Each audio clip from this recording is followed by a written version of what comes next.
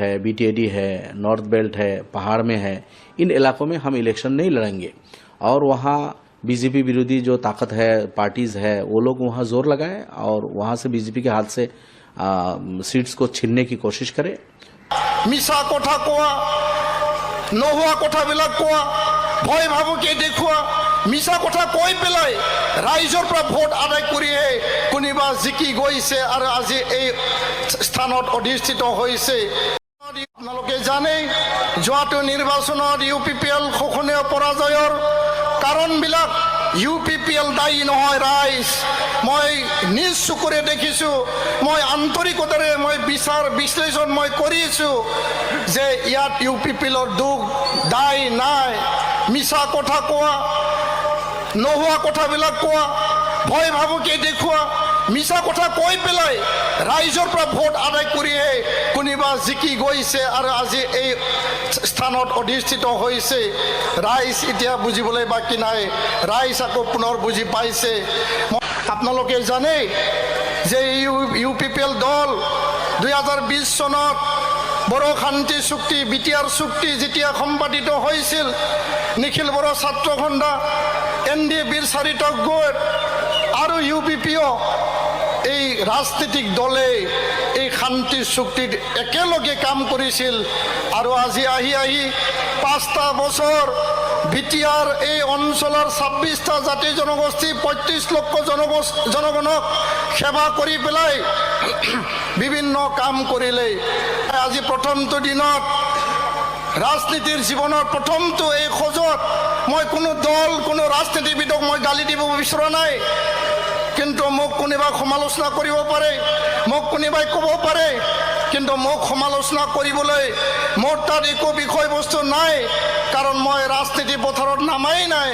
মই জাতিটোক সেৱা কৰি পেলাই জাতিক মই উচ্চ স্থানত লৈ যাই পেলাই 30টাকে জাতি জনগোষ্ঠীৰ এটা সমন্বয়ৰ প্ৰতীক CCBTR গঠন কৰি পেলাই বড়োলেণ্ড অঞ্চলত শান্তি চুক্তিৰ পিছত বড়ো অনাবড়ো মই নিষেধ কৰিলোঁ। এপচুৰ মজিয়াত থাকি 30টা সংগঠনক লৈ পেলাই বড়ো ভাষা অসমীয়া ভাষাৰ ব্যৱধান নাইকিয়া কৰিলোঁ। আৰু আজি বড়ো ভাষা অসমীয়া ভাষাৰ কোনো ব্যৱধান নাই। এই অঞ্চলত বসবাস কৰা ক্ষুদ্ৰ ক্ষুদ্ৰ জনগোষ্ঠীৰ ক্ষুদ্ৰ ক্ষুদ্ৰ ভাষা আমি শিকিব লাগিব, জানিব লাগিব। আৰু আমাৰ মান সন্মান এই ভাষা এই জনগোষ্ঠীৰ প্ৰতি আমাৰ সদায় আছে। আপোনালোকৰ বহুতো দুখ বেদনা সমস্যা আপোনালোকৰ জীৱনত বিভিন্ন সমস্যা থাকিব আৰু এই সমস্যা মই বুজি পাওঁ। ইয়াৰ কাৰণে বুজি পাওঁ যে মই দৰিদ্ৰ দুখীয়া পৰিয়ালৰ পৰা মই আহিছোঁ। অনুষ্ঠিত কৰিছিলোঁ। উপেন ব্ৰহ্ম আমাৰ আদৰ্শ হয়, দৰিদ্ৰ শ্ৰেণীৰ আদৰ্শ হয়, পিছপৰা শ্ৰেণীৰ আদৰ্শ হয়। উপেন ব্ৰহ্মৰ প্ৰতিমূৰ্তি নতুন দিল্লীত স্থাপন কৰিলোঁ। তাৰ নামত আমি ৰাস্তা স্থাপন কৰিলোঁ। আৰু ইমান ডাঙৰ ডাঙৰ কাম, ইমান ডাঙৰ ডাঙৰ সিদ্ধান্ত মই লৈ আহিছোঁ ৰাইজৰ স্বাৰ্থত, জাতিটোৰ স্বাৰ্থত, সমাজৰ স্বাৰ্থত। আৰু এই ওদালগুৰি ৰাইজক, ওদালগুৰিবাসী, ওদালগুৰি জিলা, বড়োলেণ্ডৰ 5টা जिला 35 लाख जनगोष्ठीर स्वार्थत मैं काम करी जाम। देखिए, हम लोगों ने अब तक जो हमारी बात हुई थी उसमें कि 28, 30, 30, 32 इस तरह सीटों में हम इलेक्शन लड़ने की तैयारी कर रहे हैं। अब फाइनल डिसीजन हो जाएगा 2-4 दिन में। एक हमारा लिस्ट, पहला लिस्ट निकल गया जिसमें 9 सीटों का घोषणा हो गया। अब 2-1 दिन में और सेकेंड लिस्ट हमारा निकलने वाला है। तो हम लोग 30-32 से ज़्यादा सीटों में हम इलेक्शन नहीं लड़ेंगे। कम से कम सीट में इलेक्शन लड़के सब सीट हम जीतने की कोशिश करेंगे, यही हमारा लक्ष्य है। और बीजेपी के खिलाफ हमारी लड़ाई है। हम बाकी सीटों को छोड़ रहे हैं। बीजेपी विरोधी जो भी ताकत है वहाँ वो जोर लगाए, हमारा वो रहेगा, सहयोग रहेगा। तो अपर असम बेल्ट है, बीटीएडी है, नॉर्थ बेल्ट है, पहाड़ में है, इन इलाकों में हम इलेक्शन नहीं लड़ेंगे।